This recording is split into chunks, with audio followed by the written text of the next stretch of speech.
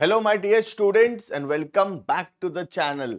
आज के क्लास में हम कंटिन्यू करेंगे अपना मैनेजमेंट प्रिंसिपल्स एंड एप्लीकेशंस, जो कि ओडिशा के सेमेस्टर नंबर 3 का पेपर है। हम ऑलरेडी यूनिट नंबर 2 शुरू कर चुके थे, जिसके अंदर हम प्लानिंग टॉपिक पढ़ रहे थे। अगर तुम ओडिशा को छोड़ के कोई और यूनिवर्सिटी से बिलोंग करते हो, जैसे दिल्ली यूनिवर्सिटी में सेमेस्टर नंबर 1 में दिया हुआ है और बाकी डिफरेंट यूनिवर्सिटीज के अंदर अलग अलग सेमेस्टर्स में पेपर मिलेगा। हर जगह सिलेबस बिल्कुल सेम है, तो हम आराम से, चाहे हम कोई भी यूनिवर्सिटी से क्यों ना बिलोंग करते हो, हम आराम से ये प्लेलिस्ट से पढ़ाई शुरू कर सकते हैं। पर before we start the video, you can check the description में एक ऐप का लिंक दिया हुआ, उसको जरूर से डाउनलोड करो और रजिस्टर हो जाओ। वहाँ पे complete videos, notes, practice questions, important questions सब कुछ अवेलेबल होगा। कुछ ग्रुप्स के भी लिंक होंगे, टेलीग्राम चैनल का लिंक होगा, उसको भी ज्वाइन कर लेना। वहां पे तुमको टाइमली अपडेट्स मिलता रहेगा। अभी हम स्टार्ट करते हैं वीडियो को। आज का टॉपिक है फोरकास्टिंग। फोरकास्टिंग एक बहुत ही आसान टॉपिक है। फोरकास्टिंग का मतलब होता है कि फ्यूचर को प्रेडिक्ट करना, प्रेडिक्टिंग फ्यूचर इकोनॉमिक कंडीशन। नाम से पता चलता है फोरकास्ट मतलब जो फ्यूचर आने वाला है उसको प्रेडिक्ट करना। अब कैसे प्रेडिक्ट करेंगे? एक, on the basis of the past experience, और दूसरा on the basis of the present condition. तो दो बेसिस पे हम लोग फ्यूचर्स को प्रेडिक्ट करते हैं। पहला, पास्ट में क्या हुआ था, और दूसरा, प्रेजेंट में अभी क्या हो रहा है। उसके हिसाब से हम प्रेडिक्ट करते हैं कि फ्यूचर कैसा होगा। अब फ्यूचर अनसर्टन है, 100% प्रेडिक्ट नहीं हो सकता, बट हाँ, कुछ हद तक प्रेडिक्ट जरूर हो सकता है। और अगर हम थोड़ा भी प्रेडिक्ट उसको कर सकते हैं, तो हम वो अनएक्सपेक्टेड इवेंट्स के लिए तैयार रहेंगे, राइट? तो फोरकास्टिंग 100% प्रेडिक्शन तो नहीं दे सकता फ्यूचर के बारे में, क्योंकि फ्यूचर अनसर्टन है और 100% प्रेडिक्शन तो इम्पॉसिबल है। बट स्टिल फोरकास्टिंग से हम बहुत हद तक फ्यूचर्स को प्रेडिक्ट कर सकते हैं और उसके लिए तैयार रह सकते हैं। क्लियर? देखना, business forecasting is an act of predicting future events, conditions on the basis of the past and present informations. Past और present informations के basis पे हम futures को predict करते हैं. It refers to a technique of taking a prospective view of things likely to shape the turn of things in foreseeable future. Future में क्या क्या होने वाला है उसको प्रेडिक्ट करने का कोशिश करना। As future is always uncertain, future क्योंकि बहुत ज्यादा अनसर्टन है, क्या होगा हमको नहीं पता, there is a need of organise system of forecasting in a business. इसलिए हर बिजनेस में कुछ हद तक फोरकास्टिंग का जरूरत पड़ेगा, क्योंकि फ्यूचर बहुत ज्यादा अनसर्टन है। तो हम थोड़ा तो कम से कम फोरकास्ट कर पाना चाहिए कि आने वाला फ्यूचर कैसा होने वाला है, right? The scientific business forecasting involves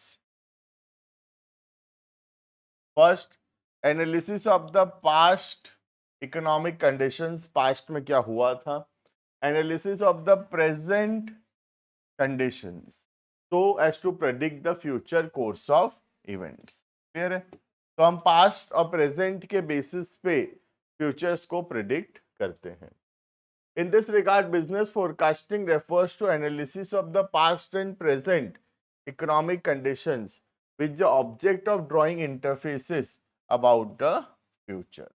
तो पास्ट और प्रेजेंट को एनालिसिस करके फ्यूचर इवेंट्स को प्रेडिक्ट करना को बोलते हैं हम लोग फोरकास्टिंग। क्लियर है? तो यहाँ पे एक डेफिनेशन है, forecasting is a systematic attempt to probe the future by interference from known facts. The purpose is to provide management with information on which it can base planning decisions. तो ये forecasting के basis पे, information के basis पे management जो है future decisions लेगा, planning करेगा फ्यूचर के बारे में। तो फोरकास्टिंग बहुत जरूरी है, क्योंकि फोरकास्टिंग हेल्प करता है हमको प्लान्स बनाने में about the future, right? Next, what are the techniques of forecasting? कौन कौन सा टेक्निक है फोरकास्टिंग करने का? सबसे पहला है डायरेक्ट और बॉटम अप अप्रोच। बॉटम मतलब समझ में आ रहा है, लोअर लेवल, लोअर से मिडिल, मिडिल से टॉप, इसको बोलेंगे bottom up approach. Under this method various departments, department कहाँ पे रहेंगे, लोअर लेवल पे, of an enterprise collects their own informations, data and prepare their own forecast.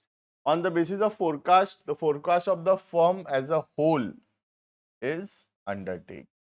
तो लोअर लेवल अपना फोरकास्टिंग करता है और लोअर लेवल के बेसिस पे टॉप लेवल जो है अपना प्लान्स बनाता है। इसको बोलते हैं बॉटम अप अप्रोच। बॉटम मतलब पहले लोअर लेवल अपना प्लान्स बनाएगा, लोअर लेवल के प्लान्स या फोरकास्ट के बेसिस पे टॉप लेवल जो है फोरकास्टिंग करेगा।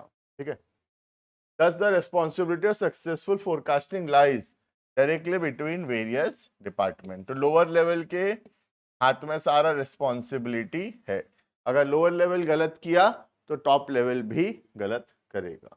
क्लियर। दूसरा जो टेक्निक है इसका उल्टा, जिसका नाम है इनडायरेक्ट और टॉप डाउन मेथड। नाम से पता चल रहा है यहाँ पे टॉप मैनेजमेंट पहले करेगा और फिर वो लेके आएगा डाउन में, मतलब lower levels. This method is just reverse of the direct or the bottom up method. In this method, the forecast of the industry business as a whole is ascertained first and then particular forecast for the various activities of the business are established. तो पहले as a whole कैसा चल रहा है economy, कैसा चल रहा है बिजनेस, उसका प्रेडिक्शन करता है टॉप लेवल, और उस टॉप लेवल के प्रेडिक्शन के हिसाब से फिर हम डिपार्टमेंट वाइज जो है फोरकास्टिंग करेंगे। The process of forecasting is thus indirect and the responsibility for successful forecasting mainly lies with the top level. यहाँ पे सारा रिस्पॉन्सिबिलिटी किसका है, टॉप लेवल का, और यहाँ पे सारा रिस्पॉन्सिबिलिटी किसका है, लोअर लेवल का। क्लियर है ये। नेक्स्ट, हिस्टोरिकल मेथड, मतलब पास्ट इंफॉर्मेशंस और ट्रेंड्स के बेसिस पे फ्यूचर को फोरकास्ट करना, उसको हम बोलेंगे हिस्टोरिकल मेथड। नाम से भी पता चल रहा है, historical simply means past. This method refers to projection of trends, trends को प्रेडिक्ट करना on the basis of the past events. The historical sequence of events is analyzed as a basis for understanding the present situation and the forecasting the future trends. The past occurring trends are associated with corresponding cause and effect phenomena in the future. तो जो भी past के trends हैं उसका हम cause and effect relationship निकालते हैं कि वो इवेंट क्यों हुआ, उसका क्या रीजन था और उसका क्या इफेक्ट है, और उसके हिसाब से हम फ्यूचर्स को प्रेडिक्ट करेंगे। The important advantage of this method include, क्या क्या एडवांटेज है, पहला the past information records can be easily obtained। आराम से हम पास्ट का इंफॉर्मेशन कलेक्ट कर सकते हैं, हमारे पास ही होगा वो इंफॉर्मेशन। दूसरा, प्रेजेंट इंफॉर्मेशन को भी इग्नोर नहीं कर रहा, तो पास्ट को भी इजीली कलेक्ट करके यूज कर रहा है और प्रेजेंट इंफॉर्मेशन को भी यूज कर रहा है। तो ये मेथड का एडवांटेज है कि ये पास्ट डेटा को भी कंसिडर करता है और प्रेजेंट डेटा को भी कंसिडर करता है। However, the main limitation of this method is that future trends may deviate drastically from the normal part indicated in the past events। तो बोल रहा है कई बार ऐसा हो सकता है कि जो पास्ट में हुआ था वैसा फ्यूचर में ना भी हो, और अगर पास्ट में जो हुआ था फ्यूचर में वैसा नहीं हुआ तो हमारा जो प्लान है, हमारा जो फोरकास्टिंग है वो फेल हो सकता है। तो इस मेथड का लिमिटेशन है कि कई बार ऐसा हो सकता है कि जो पास्ट ट्रेंड्स हैं वो फॉलो ना हो in the future, right. Further, it may not be possible to find trend or develop correlation between cyclic movements of past data and other variables which may have bearing upon them। तो कई बार ऐसा हो सकता है कि trend find out करना या trend को निकालना ही बहुत ज़्यादा मुश्किल हो सकता है। तो अगर कोई ऐसा पास्ट ट्रेंड नहीं है, ऐसा कोई ट्रेंड निकल नहीं रहा है, तो फिर फ्यूचर को प्रेडिक्ट करना बहुत ज़्यादा डिफिकल्ट होगा। क्लियर है? तो ये मेथड जो है हिस्टोरिकल मेथड, ये यूज करता है पास्ट डेटा को एंड प्रेजेंट कंडीशंस को in order to forecast about the future events, right? Next, deductive method. Under this method, future trends are not based on past experience. Future trends are based on observations and investigation about the future.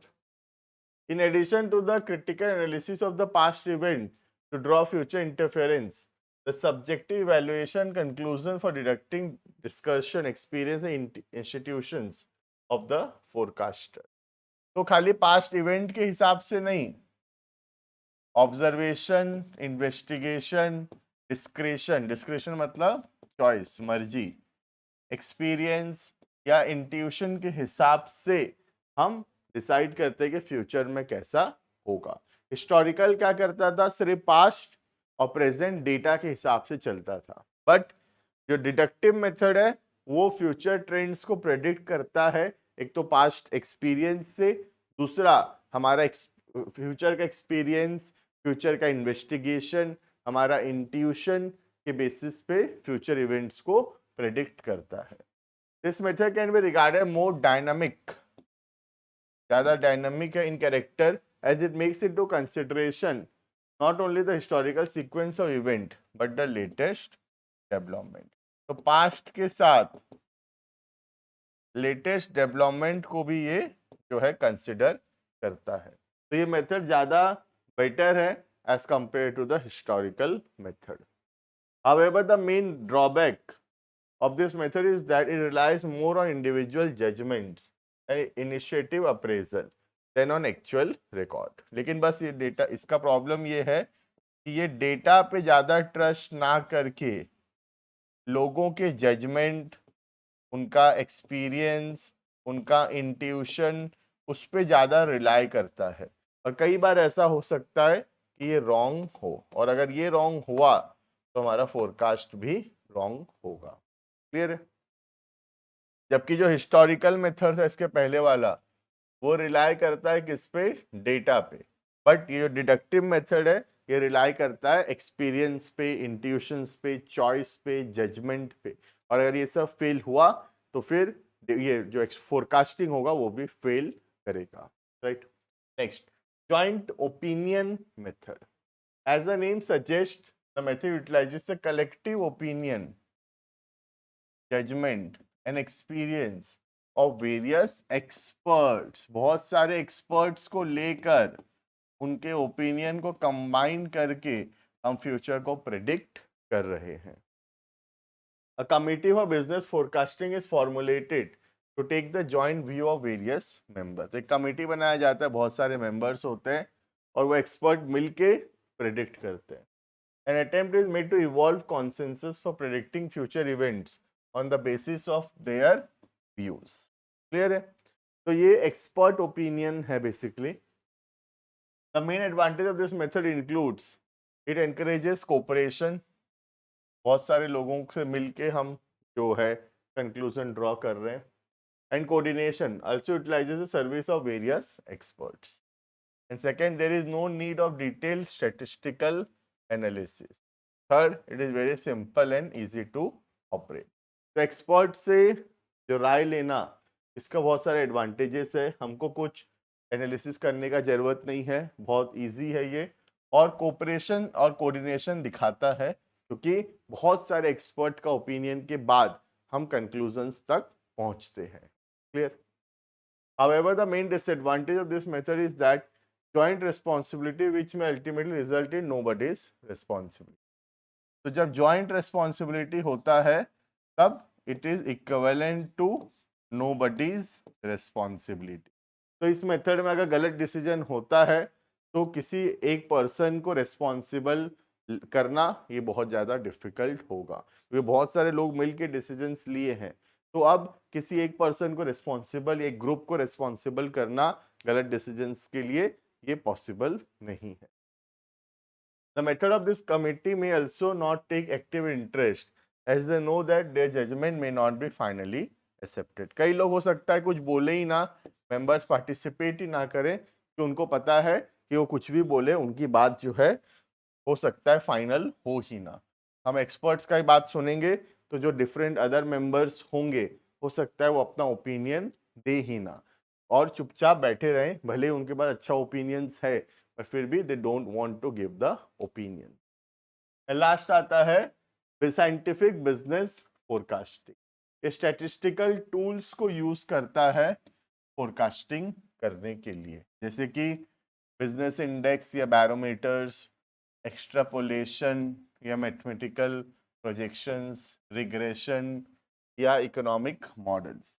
ये अलग अलग technique है statistics का जो use किया जाता है future को प्रेडिक्ट करने के लिए। Past statistical modified in the light of change present condition provides raw material for drawing more accurate conclusion. तो स्टैटिस्टिक्स हमको हेल्प करता है अच्छे कंक्लूजन्स ड्रॉ करने के लिए about the future on the basis of the present condition. अब इसमें कौन कौन से टेक्निक यूज होते हैं वो हमको उतना डिटेल में जो है पढ़ने का जरूरत नहीं है, राइट। सिर्फ नाम पता होने से हो जाएगा, जैसे कि नाम हो गया उसका business index, barometer, extrapolation, regression, economic models, ये सब क्या है, एग्जाम्पल्स ऑफ स्टैटिस्टिकल टूल्स है जो यूज किया जाता है बिजनेस फोरकास्टिंग करने के लिए। क्लियर है? तो this was all about what is forecasting and what are the techniques of forecasting. Clear है? तो this was all about the topic of planning. बाकी नेक्स्ट क्लासेस के अंदर हम आगे के टॉपिक्स को कंटिन्यू करेंगे। वीडियो थोड़ा भी इंफॉर्मेटिव लगा, थोड़ा भी पसंद आया, लाइक शेयर सब्सक्राइब जरूर से कर लेना चैनल को। अभी तो बहुत लंबा जर्नी बचा है बीकॉम का, हम हर एक सब्जेक्ट का कंप्लीट वीडियोस, नोट्स सब कुछ अपलोड कर रहे हैं, यूट्यूब पे भी अपलोड हो रहा है और बहुत सारे कंटेंट्स जो हैं ऐप पे भी अवेलेबल होगा। डिस्क्रिप्शन में ऐप का लिंक है, जरूर से डाउनलोड करके रजिस्टर कर लेना। मिलते हैं आने वाली क्लासेस के अंदर। Thank you and good bye.